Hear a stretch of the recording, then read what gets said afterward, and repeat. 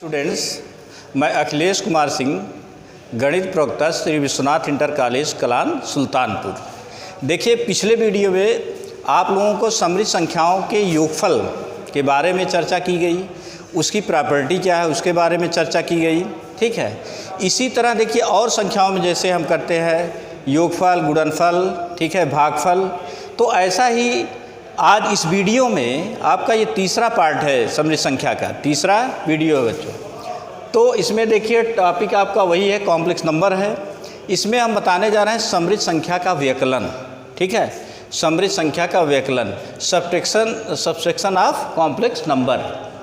ठीक है, जैसे हम योगफल निकाले थे, मान लीजिए आपका Z1 Z2 दो समृद्ध संख्या ली गई थी, तो उनका योगफल क्या निकाला गया था, Z1 plus Z2, Z1 plus Z2। ठीक है, और यहाँ Z1 को हम A1 प्लस IB1, Z2 के V2 प्लस IB2 ही माने थे बच्चों।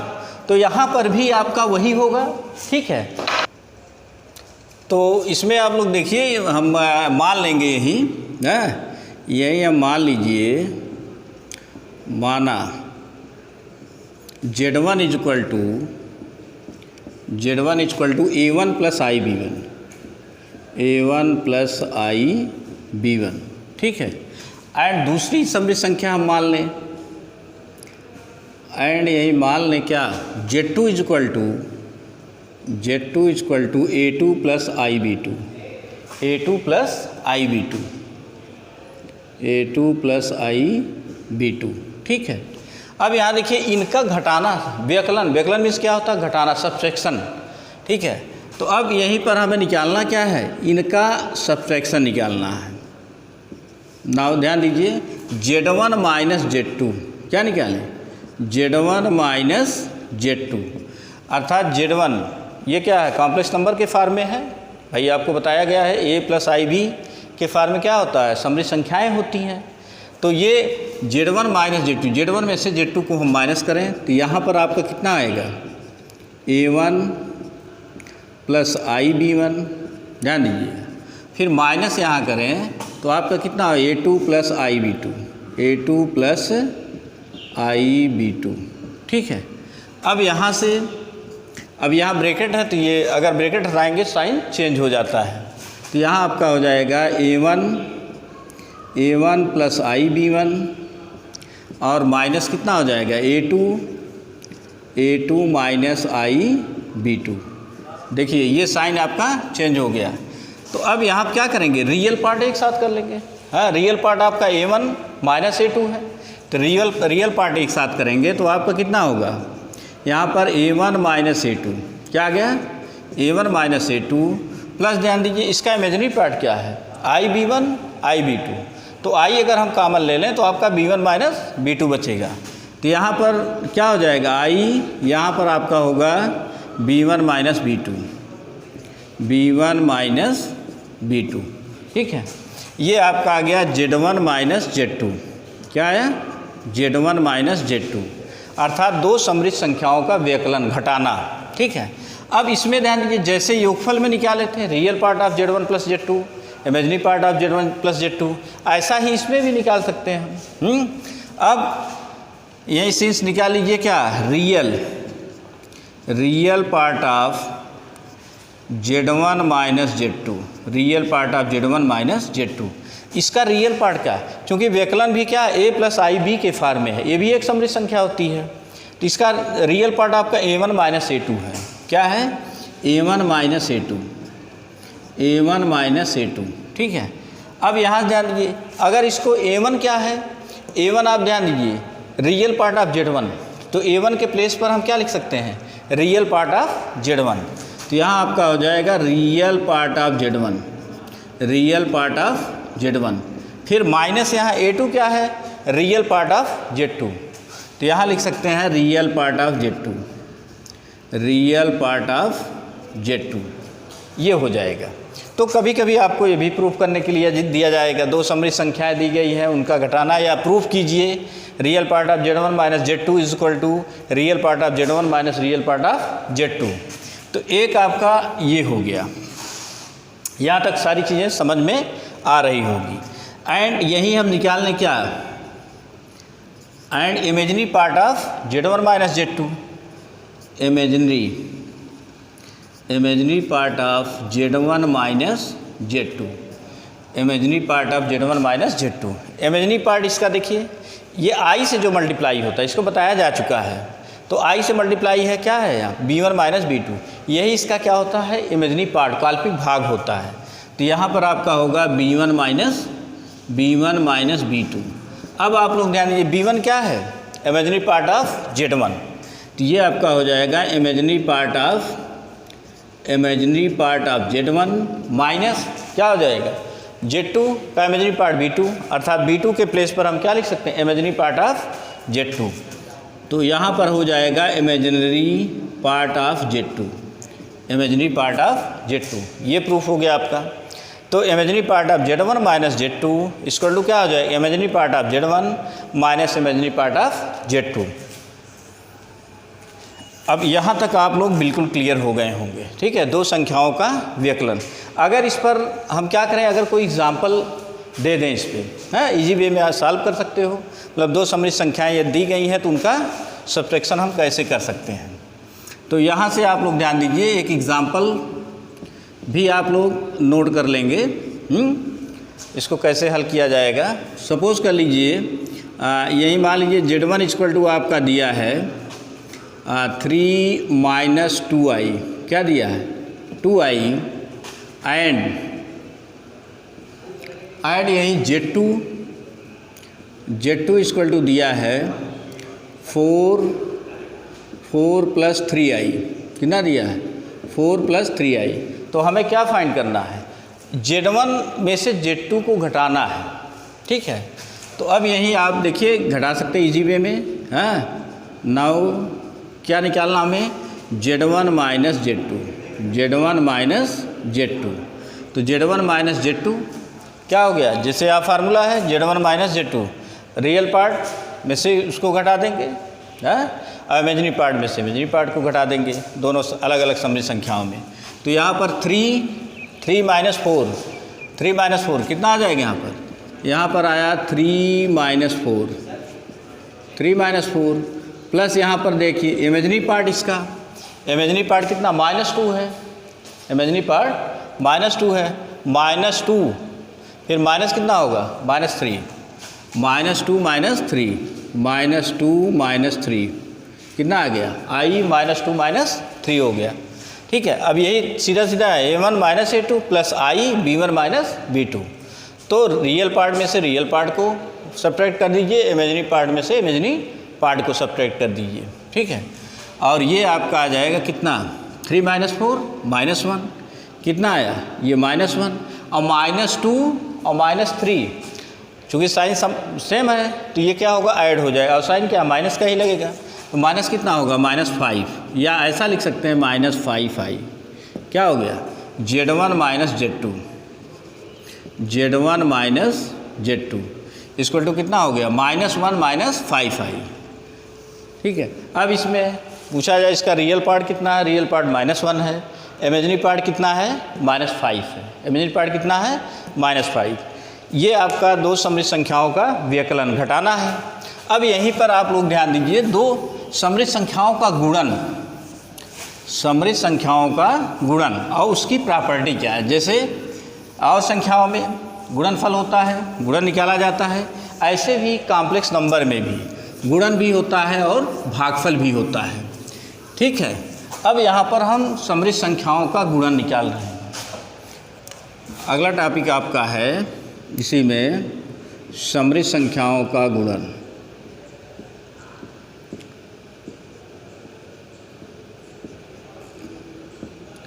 समृद्ध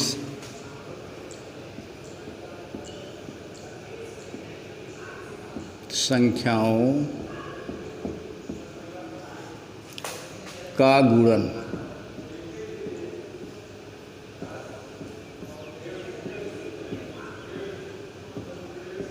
समृद्ध संख्याओं का गुणन, मल्टीप्लिकेशन ऑफ कॉम्प्लेक्स नंबर। क्या लिख सकते हैं इसको, इंग्लिश में लिखते हैं तो ये आपका होगा multiplication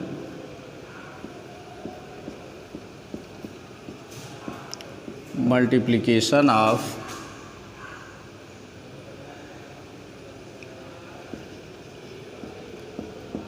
multiplication of complex number,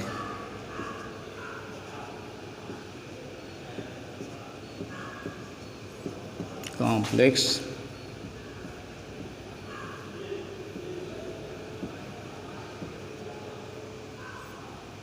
multiplication of complex numbers, ये हो मल्टीप्लिकेशन ऑफ कॉम्प्लेक्स नंबर, समृद्ध संख्याओं का गुणनफल। अब जैसे हम योगफल निकाला गया, व्यकलन इसका निकाला गया, समेशन अर्थात योगफल निकाला गया, एडिशन, फिर आपका सब्ट्रैक्शन हुआ, और इसके बाद ये क्या है, मल्टीप्लिकेशन। और इस पर प्रॉपर्टी भी है, जैसे योगफल की प्रॉपर्टी आप लोग पढ़े हैं। तो यहीं आप मान लीजिए, यही माना Z1 इक्वल टू, जैसा कि पीछे हम Z1 क्या माने, A1 plus i B1, Z1 equal to A1 plus i B1 and Z2 equal to A2 plus i B2, A2 plus i B2, A2 plus i B2, ठीक है। ये दो समृद्ध संख्याएं हैं, तो क्या निकालना है, इनका गुणनफल निकालना है। तो गुणनफल अब ध्यान दीजिए, अब इसका गुणा कर दीजिए, जैसा कि गुणनफल आप पढ़ चुके हो, ये कॉम्प्लेक्स नंबर का भी गुणनफल ऐसे ही होगा। तो यहाँ क्या निकालना है, Z1 इंटू Z2, क्या निकालना है, Z1 इंटू Z2। Z1 की वैल्यू क्या है, A1 प्लस आई B1, फिर इंटू कितना होगा, A2 plus i B2, A2 plus i B2, ठीक है। अब इसका मल्टीप्लाई कर लीजिए, A1 का मल्टीप्लाई A2 में कर लेते हैं, A1 A2 कितना होगा, A1 A2, A1 का मल्टीप्लाई इसमें करें, प्लस आपका कितना होगा, आई A1 B2 हो जाएगा, कितना होगा, A1 B2, A1 A2 plus A1 का मल्टीप्लाई इसमें करेंगे तो आई आपका यहाँ होगा A1 B2 प्लस आई है, फिर आई B1 का मल्टीप्लाई A2 में करें तो यहाँ क्या होगा, आई B1 A2, या इसी को आई A2 B1 भी लिखा जा सकता है। क्या लिख दें, आई A2 B1, A2 B1, आई B1 इंटू A2, या क्या लिख सकते हैं, आई A2 इंटू B1 हो गया, इसका मल्टीप्लाई इसमें करें, आई इंटू आई कितना हो गया, आई स्क्वायर, यहाँ प्लस आपका कितना हो गया, आई स्क्वायर, यहाँ B1 B2 हो जाएगा, क्या हो जाएगा, B1 B2, ओके। अब यहाँ देखिए आई स्क्वायर की वैल्यू आपकी क्या होती है, -1 होती है, आई स्क्वायर की वैल्यू -1, तो A1 A2 यहाँ क्या हो गया, -B1 B2, ये आपका क्या हो गया, रियल पार्ट, भाई जिसमें आई से मल्टीप्लाई नहीं, क्या वही वास्तविक भाग होता है। तो इसको हम लिख दे रहे हैं क्या, A1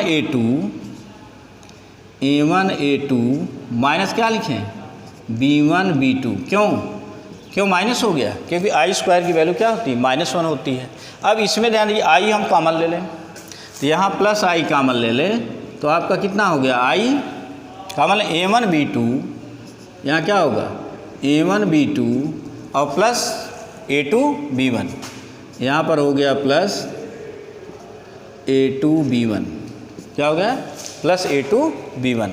अब यहाँ आप दिखा सकते हैं, देयरफॉर क्या हुआ है, आई स्क्वायर की वैल्यू क्या होती है, आई स्क्वायर की वैल्यू -1 है, आई स्क्वायर की वैल्यू क्या है, -1 है। ये इतना आप लोगों को समझ में आ गया होगा, Z1 इंटू Z2।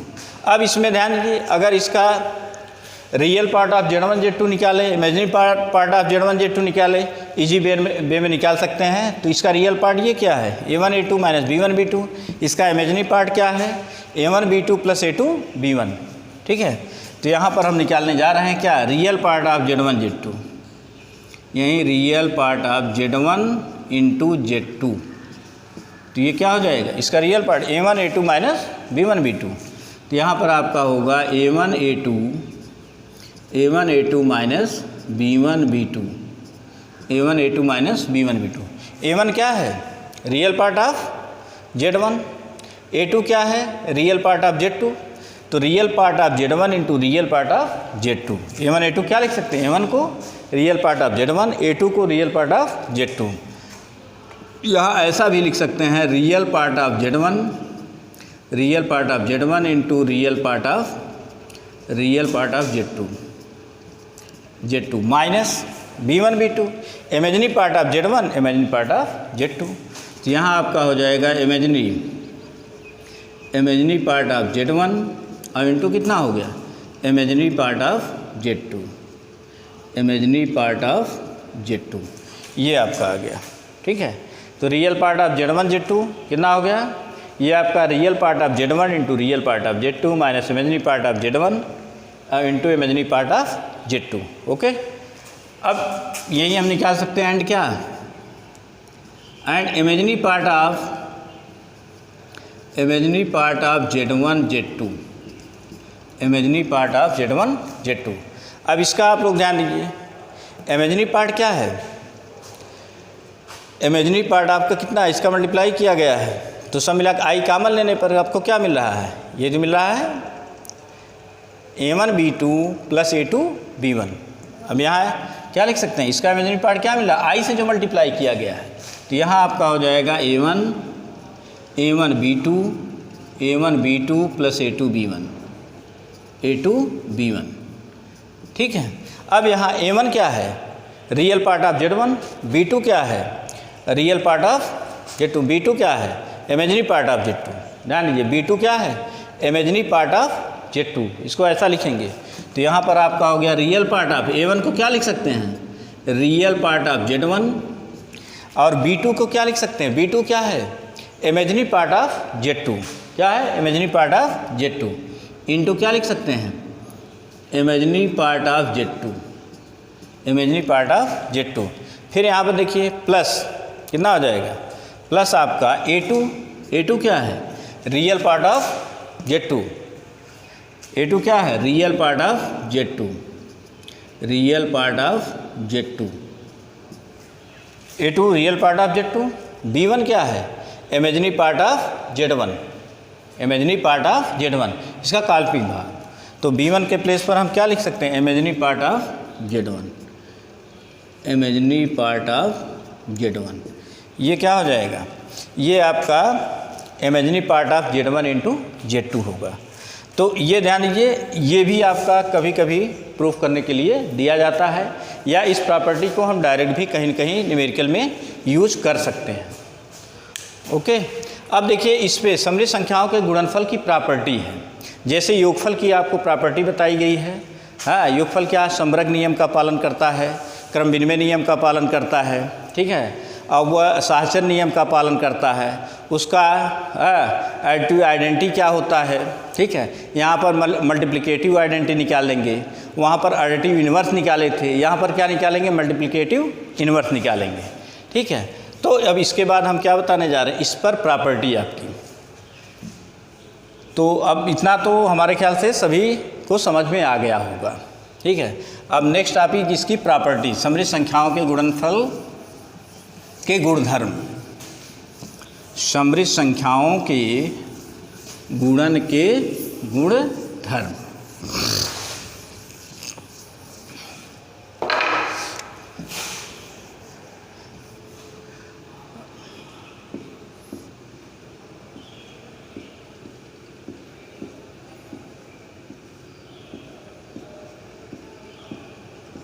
समृद्ध संख्याओं के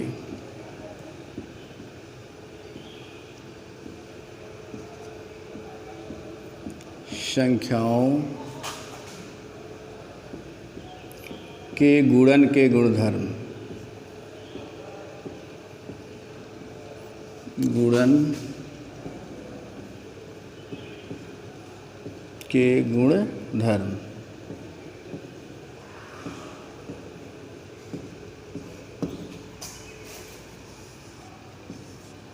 properties of multiplication of complex number. अब इसका पहला पॉइंट ध्यान दीजिए, ये क्या होता है, समवर्ग नियम। क्यों समवर्ग नियम, क्लोजर लॉ क्या होता है, जैसे दो समृद्ध संख्याओं का गुणनफल भी क्या है, समृद्ध संख्या आती है, a + ib के फॉर्म में ही आता है, इसलिए ये पहला क्या होगा, समवर्ग नियम का पालन करता है। पहला है क्लोजर लॉ, समवर्ग नियम, समवर्ग नियम।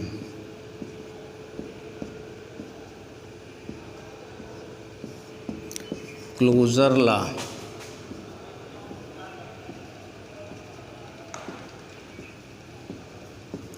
Closure law. संबरक नियम क्यों? ये वही है जैसा पीछे बताया कि दो समृद्ध संख्याओं का गुणनफल क्या है, एक समृद्ध संख्या होती है, इसलिए ये क्या है, संबरक नियम का पालन करता है। ठीक है। और दूसरी प्रॉपर्टी आपकी, ठीक है, क्रम विनिमय नियम, कम्यूटेटिव लॉ। दूसरा क्या है, क्रम विनिमय नियम। क्रम विनिमय नियम।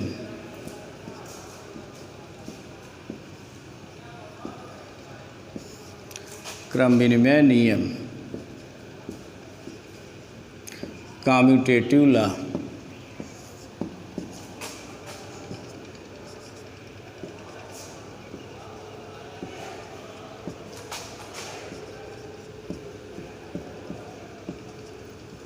Commutative law. क्रम विनिमय नियम जैसा योगफल में बताया गया है ऐसा है, इसमें क्या है, दो समृद्ध संख्याओं के गुणनफल के अगर क्रम को बदल दिया जाए तो उस पर कोई प्रभाव नहीं पड़ता। मान लीजिए इसमें क्या है, Z1 और Z2 क्या है, दो समृद्ध संख्याएं हैं, तो दोनों समृद्ध संख्याओं का, अर्थात यहाँ पर देखिए मान लीजिए दो समृद्ध संख्याएं क्या हैं, Z1 Z2 हैं, तो अगर यहाँ पर Z1 इंटू Z2 करेंगे, अगर इसका क्रम बदल दिया जाए तो इस पर कोई प्रभाव नहीं पड़ता है। अर्थात ये क्या लिख सकते हैं, Z1 Z2 इंटू Z1 क्या हो जाएगा, Z2 इंटू Z1, अर्थात इसका क्रम बदलने पर इस पर कोई प्रभाव नहीं पड़ता है। अर्थात दो समृद्ध संख्याओं का गुणनफल क्या है, क्रम विनिमय नियम का भी पालन करता है। चलिए तीसरे पॉइंट पर हम आते हैं, साहचर नियम, एसोसिएटिव लॉ। साहचर नियम, ये सारे नियम किस में बताए गए हैं, योगफल में बताया गया है। ठीक है, साहचर्य नियम। साहचर्य नियम। साहचर्य नियम, एसोसिएटिव लॉ।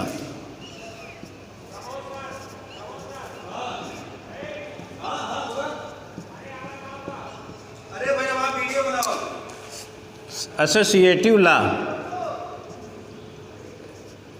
एसोसिएटिव लॉ, साहचर्य नियम।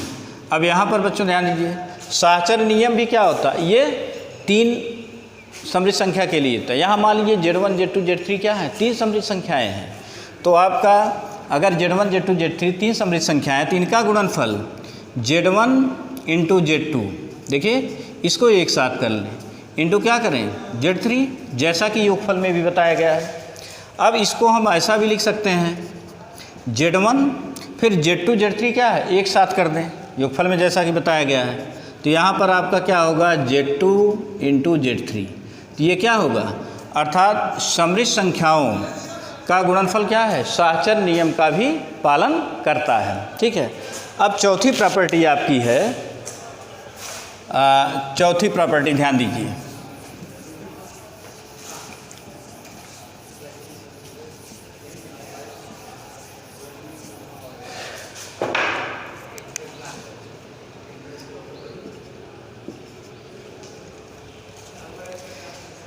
मल्टीप्लिकेटिव आइडेंटिटी, गुणन तत्समक, मल्टीप्लिकेटिव आइडेंटिटी।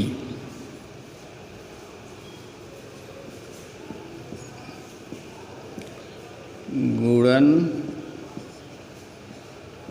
का तत्समक।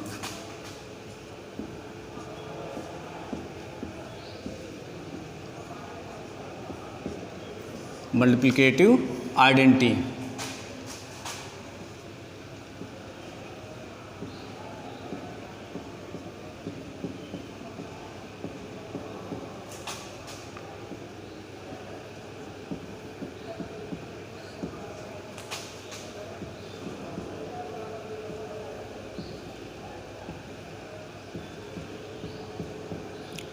मल्टीप्लिकेटिव आइडेंटिटी, गुणन का तत्समक।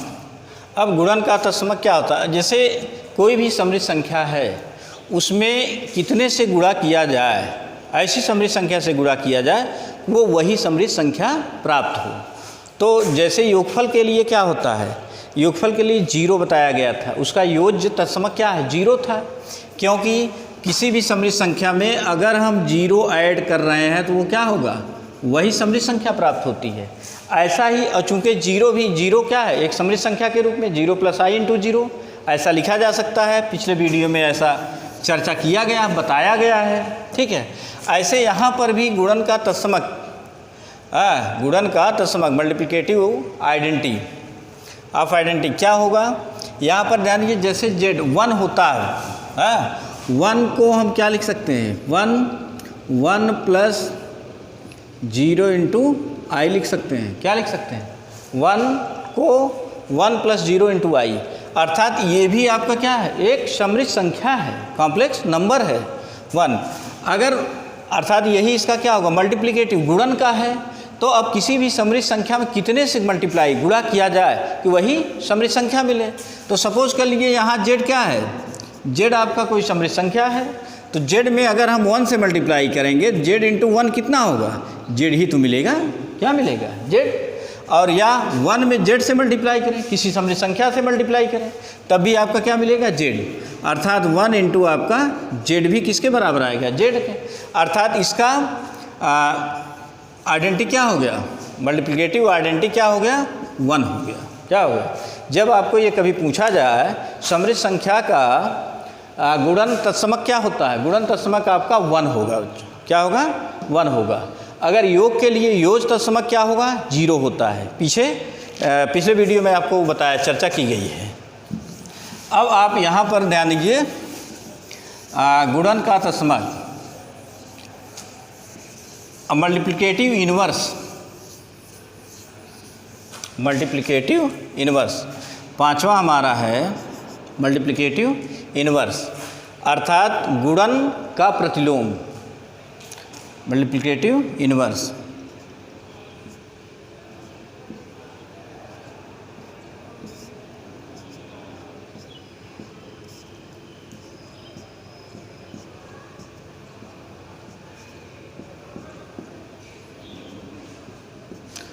गुणन का प्रतिलोम या multiplicative inverse.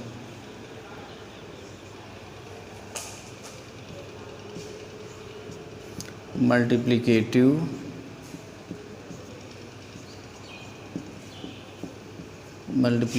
Inverse.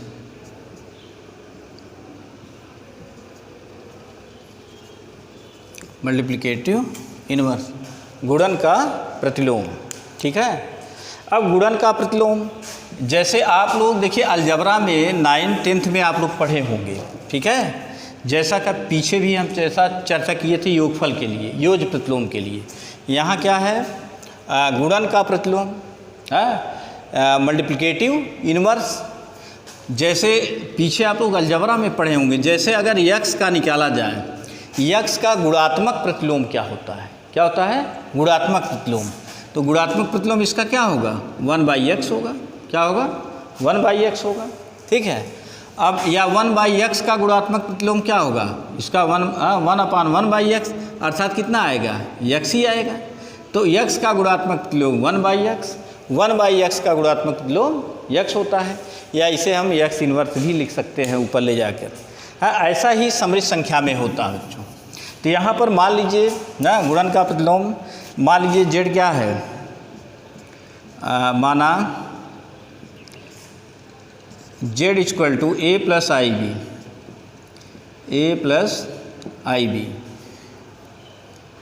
z = a + ib एक समृद्ध संख्या है।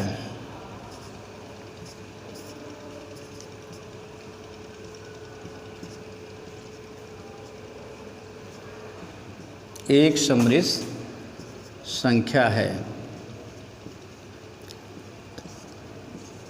एक समृद्ध संख्या है। तो यहाँ पर ध्यान दीजिए, अब z का गुणात्मक प्रतिलोम क्या होगा, 1/z होता है। जी हाँ, अतः z का गुणात्मक प्रतिलोम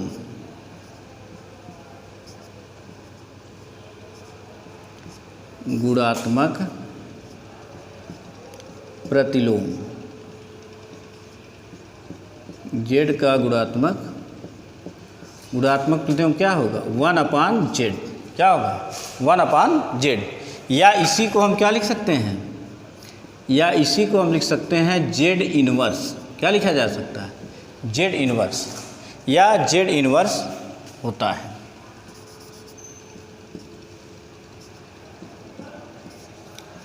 और ध्यान दीजिए, इसको निकालने के लिए एक हम डेरिवेशन भी बता दे रहे हैं, जो कि आप लोग डायरेक्ट भी इसका इन्वर्स निकाल सकते हैं, या तो ये एक सिंपल मेथड है, उसके कॉन्जुगेट बाद में बताएंगे, उससे जो है गुणा उड़ा करके आंसर में निकाला जा सकता है। ठीक है, निकाला जा सकता है।